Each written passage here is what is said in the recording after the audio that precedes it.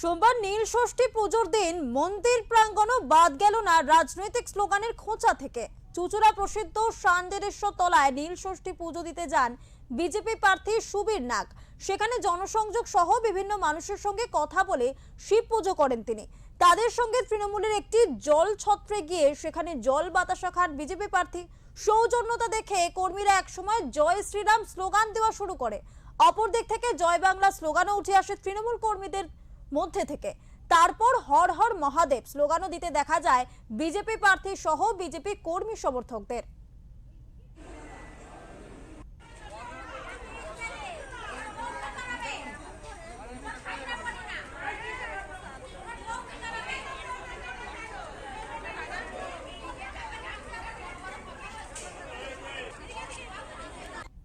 শান্তিরেশ্বর মন্দিরে আজকের দিনে পুজো দিতে আসি, এটা বিশেষ কিছু নয়।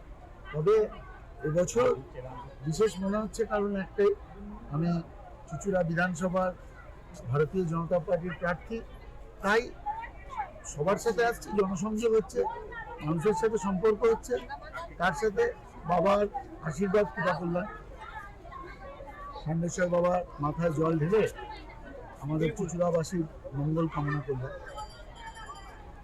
দাদা, একটা বাংলায় কথা আছে, ভোট বড় বালাই, সেই জন্যই কি ছুটে বেরোনো সমস্ত প্রার্থীরাই? এটা অন্য কারোর ক্ষেত্রে হতে পারে। আমি এই মন্দিরের সাথে ওতপ্রোত যুক্ত।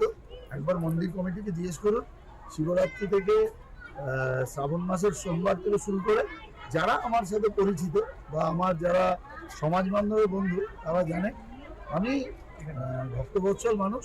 অবশ্যই এই ধরনের সমস্ত ধর্মীয় অনুষ্ঠানে আমি মন থেকেই থাকি।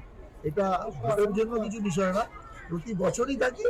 এবছর হয়তো বেশি মানুষের আগ্রহ আছে আমাকে দেখবার, তাই বেশি মানুষের সাথে সংযোগ হচ্ছে, শুধু প্রেক্ষাপটটা আলাদা।